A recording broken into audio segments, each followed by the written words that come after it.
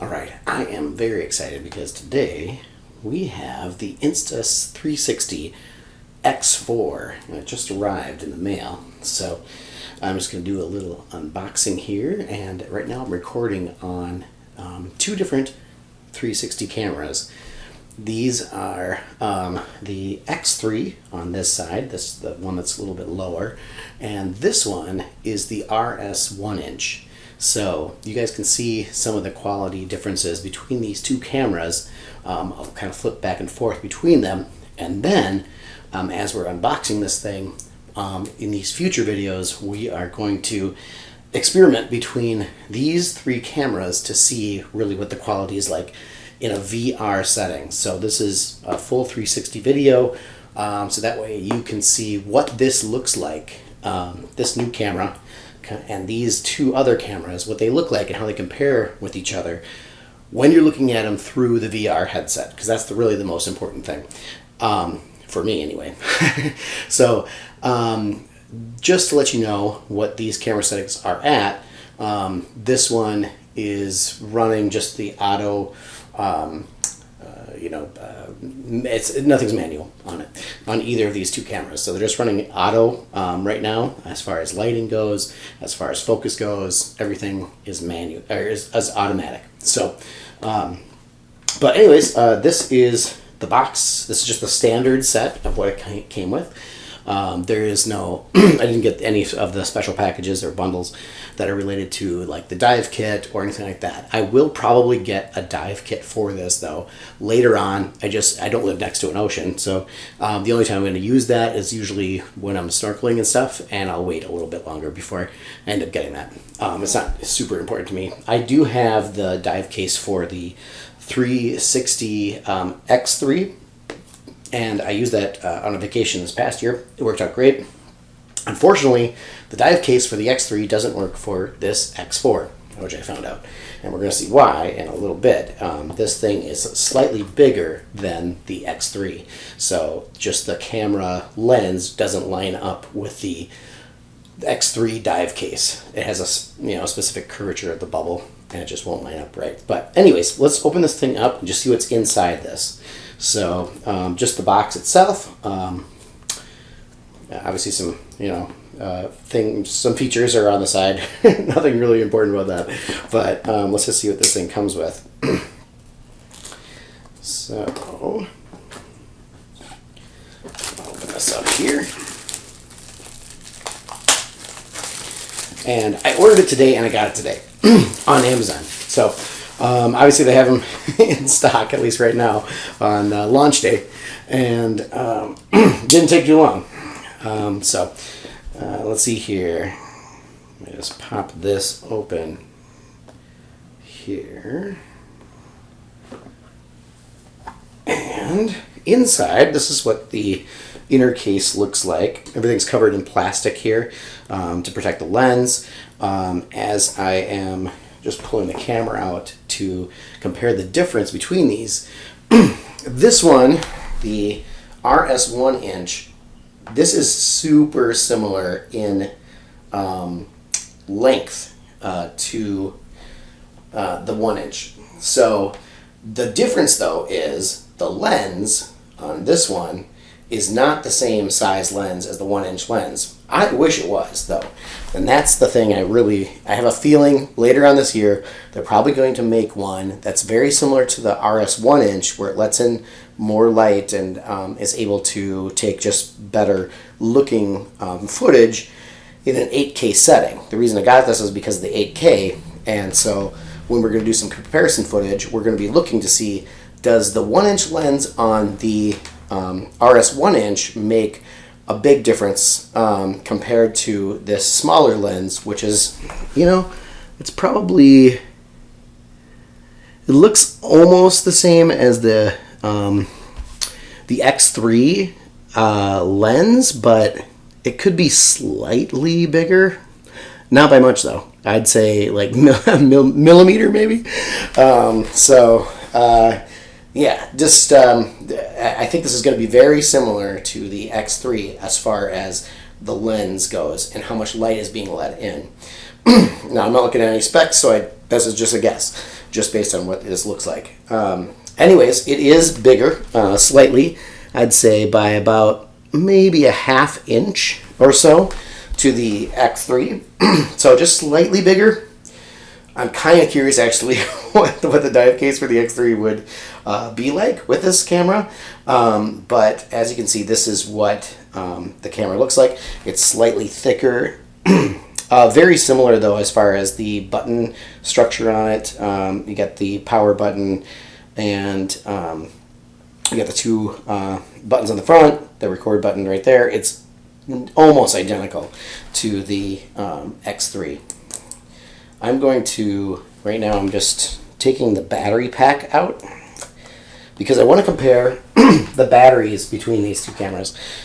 This is going to have more life to it than this one. This is the X3 battery, and as we are looking at these two, this one is definitely a bigger battery. So unfortunately for me, who just got the X3 not too long ago, and then also got the little charging dock for the X3, I don't think the X4 battery is going to fit. It looks like it's just too big to fit in this charging dock. So unfortunately, that's not going to work for charging multiple batteries.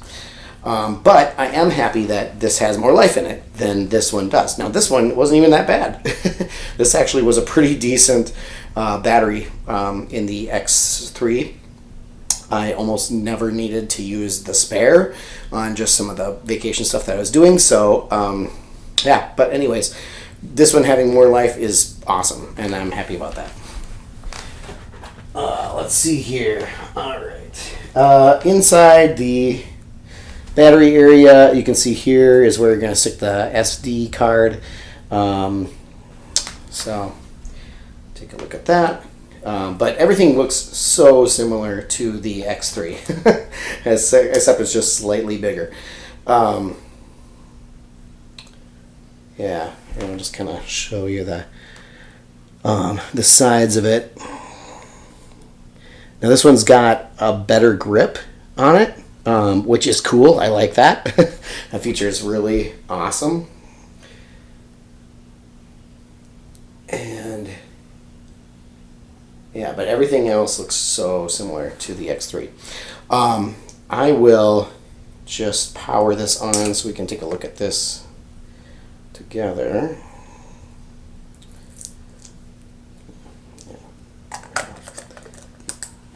Get that going.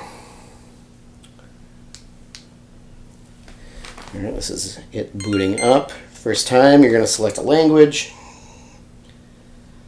And it wants me to download the Insta360 app from the store, Google Play, to activate the camera. So we're going to do that here in a second. For now, I'm going to just power this off so we can go through the rest of the box. All right, so putting this back right here. Actually, I'll set this off to the side. Right now, this is still got the plastic wrap on it, so it's pretty protected. In here, it talks about downloading the app. It's got the QR code for doing that. If we open this part up,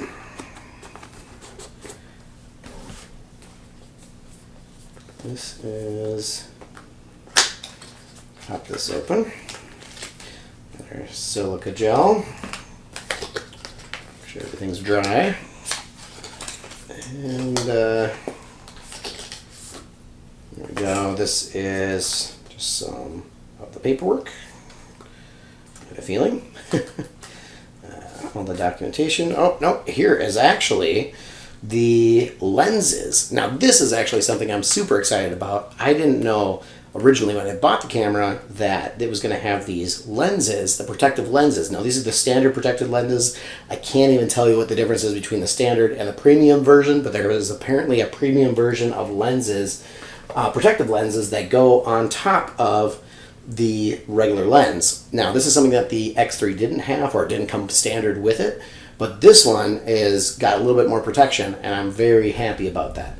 I can tell you, I picked up this for $499, so just around $500, and one of the reasons I like this, and particularly the X3 and the X series in general for cameras, they're less expensive than the 1-inch, and I just feel like this can fit in my pocket with a lens cap on. Obviously, having these extra protective lenses makes it even more durable, and I just with a $500 camera, even though that is a decent amount of money, I just feel like I can have more freedom and worry about it a little bit less in case something does happen. Whereas when you get up to this level and with all the accessories and stuff like that, it's around $1,000, but with the 1-inch. But I just feel like I have less freedom to kind of play around with it. Whereas this one, I'm going to be doing some kind of like unusual videos where I'm putting this thing in kind of weird spots and stuff, and just I like having that sort of flexibility and worry a little bit less about the X cameras. And with the protective lenses on them, oh man, I can even think of a lot of different weird things I can do with this camera because it just has that extra protection. With this one, the 1-inch, love it as far as the camera goes, but it's not even waterproof fully, so that's a big problem with it. And I didn't even develop a dive case for it. Also a problem with it. So I have taken this thing to Niagara Falls. It's gotten wet somewhat, but I never submerged it, and you're not supposed to submerge it. So that's where I like these cameras, where there's just less worry about them. This X version, and with the 8K, it's going to be even better. Let's see here. So we got the protective lenses. Also in this is just the documentation. We got waterproofing, what to know about it, safety guidelines, a warranty card. Looks like we got some other stuff here too. The quick start guide. Yeah. All right. So we got, and then of course they give you some stickers to stick in random places and advertise their products. So that is that. Let's see what else they have in here. Oh, okay. This is going to be very similar to the X3. They gave you a kind of a protective case for it. I actually haven't used this as a protective case yet. I tend to use just the lens cap for this kind of a thing. But there are times where, and then I have, obviously, this is the X3 case that I've been using. I use this all the time. Very easy to carry around. It fits all the different components. So I'm putting it into this kind of a case rather than just this little kind of side case. But I feel like this one is a little bit better than the X3 case, and I'll tell you why. The X3 case basically was a sleeve that you'd have to, it was a very tight fitting sleeve you'd have to just kind of shove on top of the camera, and I didn't like doing that. Whereas this one, it's got like a zip open thing here. This has got the a charging cord in it. It does not have the charging base though, just the cord.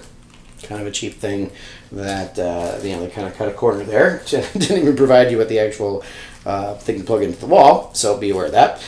This is the lens napkin, I guess, or whatever you would call it. Just to wipe down the lens, microfiber thing there. And it looks like this thing's got a small, just like it's almost kind of like a phone case for this thing, which I just can assume kind of goes like this, snaps right in. You got a little extra, protection. It's like a drop guard kind of thing, but I'm not sure how well that works. There's obviously no cover on this side. It only fits around kind of in three places, just the top, bottom, and then the side. So you're just literally taking kind of the back of the camera, the sort of part that has the ribbed sort of feature to it. You're just going to pop it in there, pop it right through that case hole for the lens, and then it just snaps right in. I honestly don't know how much I'm going to be using that, but it's cool that it's got that feature. I do like that. A little bit more protection on this one than the other one, with this sort of, kind of case thing around it, and then the lens caps as well. So that's really cool. And that pretty much wraps it up. That's what's in this box. Here is the case, and I'm just going to pop it in there just so you can see what that looks like. It fits very nicely in there. This thing can just go right into your pocket. I'm going to remove my wallet here, but you know, I'm going around, walking around, say, you know, let's say I'm at a concert or whatever like that. I got this little thing in my pocket, I pop it right back out. Obviously I don't have the selfie stick or whatever on me, but you know, hey, I'm just holding this up, catching the whole thing. So really cool extra little features here, especially with the protection. And in the next few videos, it's going to be kind of fun. We're going to Chicago next couple days here. So we're going to bring this along, all 3 cameras, and we're going to just test them out and see what these look like in comparison to each other. So stay tuned for future videos. But in closing here, thanks for watching. And I'm excited to try this out.